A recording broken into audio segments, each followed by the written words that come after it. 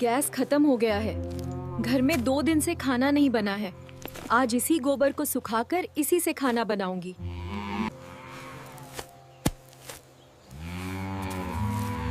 बहू, ये गोबर क्यों उठा रही हैं?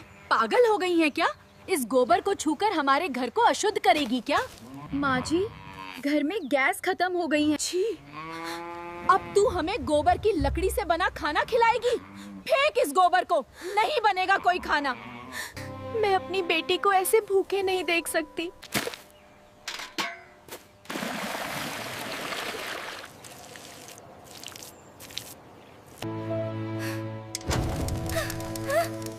एक छोटे से गांव की सीधी सादी लड़की थी गौरी।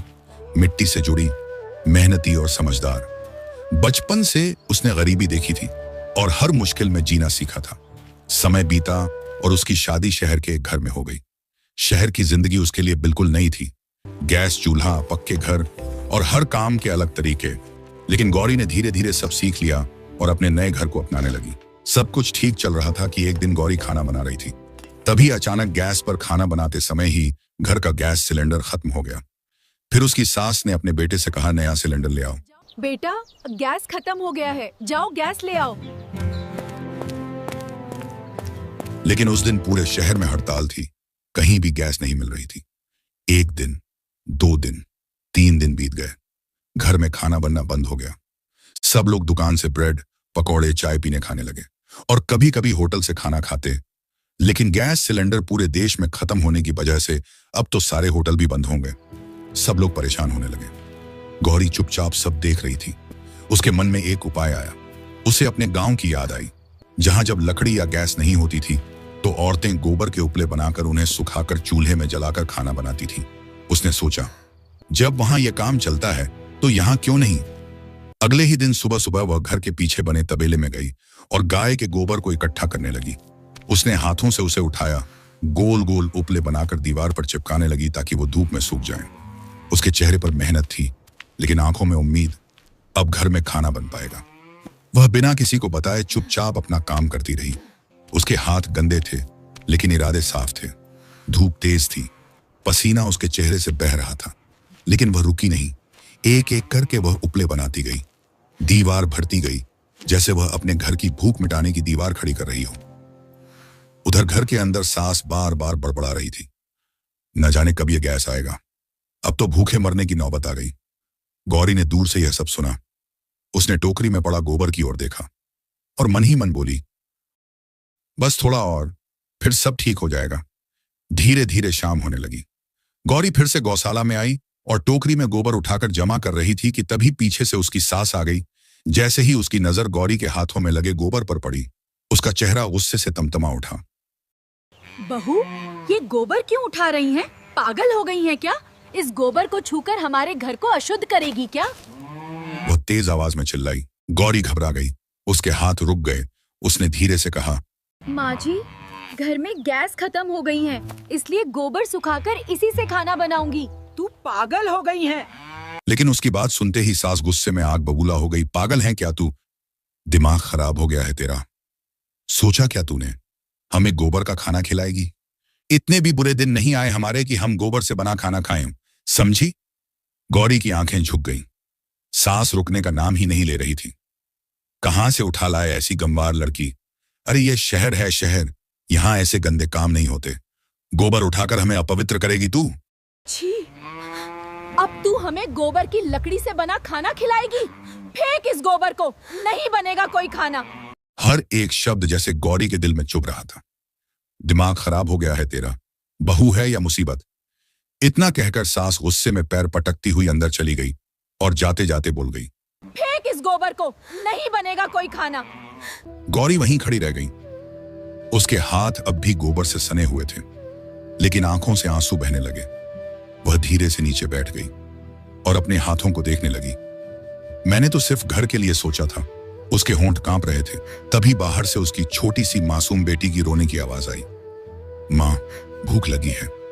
वह दौड़कर उसके पास गई, अपनी बच्ची को गोद में उठाया।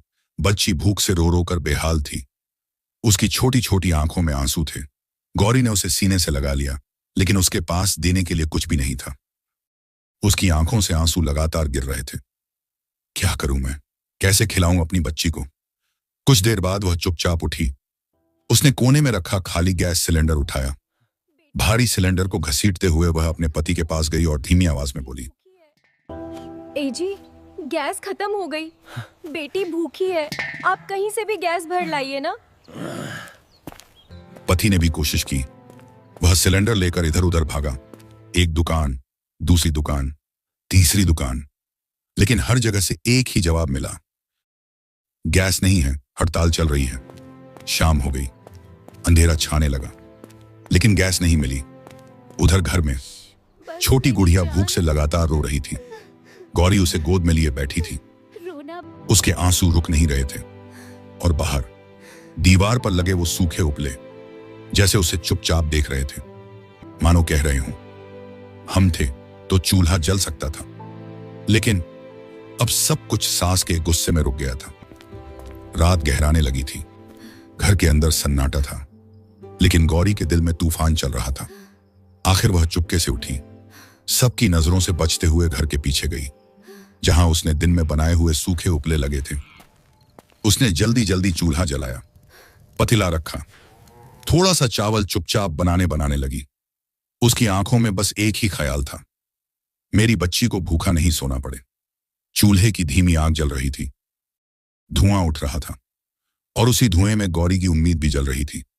लेकिन तभी पीछे से एक तेज आवाज आई, बहू, तुझे मना किया था ना, गोबर के उपले से खाना नहीं बनेगा, सबको बीमार करेगी क्या? गौरी डर के मारे कुछ बोल नहीं पाई। सास और चिल्लाई, भले हम भूखे मर जाएं, लेकिन ये गंदा खाना नहीं खाएंगे, समझी तू? और गुस्से में उसने चूल्हे पर रखा पतीला उठाकर जोर से जमीन पर फेंक दिया। छन्नाक, सारा खाना मिट्टी में गिर गया। गौरी वहीं जमीन पर बैठ गई। उसकी आंखों से आंसू बहने लगे, उसके हाथ कांप रहे थे। उसने टूटे हुए मन से सोचा, आखिर कब तक, ऐसे कितने दिन चलेगा, मैं क्या करूं? उसकी नजर दूर दीवार पर पड़ी, जहां अभी भी कुछ उपले लगे थे। तभी उसके मन में एक नई सोच आई, अगर ये लोग गोबर के उपले से बना खाना नहीं खाएंगे, तो क्यों ना मैं गोबर से गैस बनाऊं? उसे याद आया, स्कूल में उसने एक बार गोबर गैस, बायोगैस के बारे में सीखा था। उसकी आंखों में फिर से उम्मीद चमक उठी। हां, अगर मैं गोबर गैस बना लूं, तो बिना किसी को पता चले गैस से ही खाना बन जाएगा और माँ जी को पता भी नहीं चलेगा। अब गौरी ने ठान लिया, वह हार नहीं मानेगी। अगले ही दिन सुबह गौरी चुपचाप अपने काम में लग गई। उसने घर के पीछे चुपके से एक छोटा सा गड्ढा खोदा। फिर उसने ताजा गोबर लिया, उस गड्ढा में गोबर को डाला और बराबर मात्रा में पानी मिलाकर एक घोल बना लिया।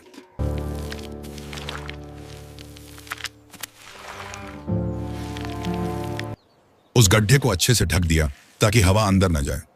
ऊपर एक छोटा सा ढक्कन और पाइप जैसा रास्ता बनाया।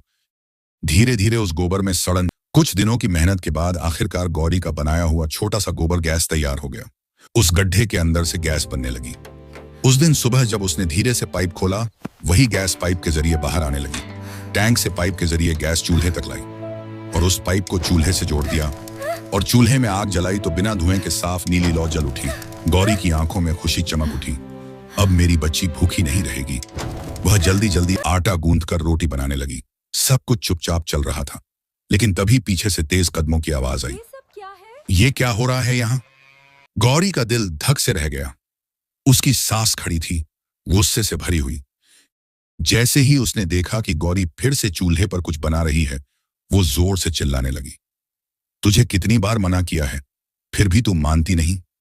गौरी घबराकर बोली, माँ जी, ये गोबर के उपले नहीं हैं, ये गैस है। लेकिन सास ने जब बाहर से पाइप लगा देखा तो गुस्से में चिल्लाने लगी, बहू ये सब क्या है? गौरी डर के मारे सब कुछ बताने लगी कि कैसे उसने गोबर से गोबर गैस बनाया है। सास यह बात सुनकर और गुस्सा हो गई, मुझे कुछ नहीं पता, गोबर गैस ये क्या होता है? गोबर तो आखिर गोबर ही होता है ना, तो गंदा ही होगा। गुस्से में उसने तुरंत आवाज लगाई, रवि, अरे रवि, इधर आओ जरा, देखो तुम्हारी बीवी क्या कर रही है। कुछ ही पलों में रवि दौड़ता हुआ पीछे आया और जो उसने देखा वो देखकर वो दंग रह गया।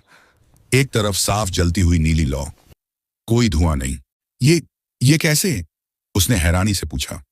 सास तुरंत बोल पड़ी, देख रहे हो, तुम्हारी बीवी फिर गोबर से खाना बना रही है, हमें गंदा खाना खिलाएगी।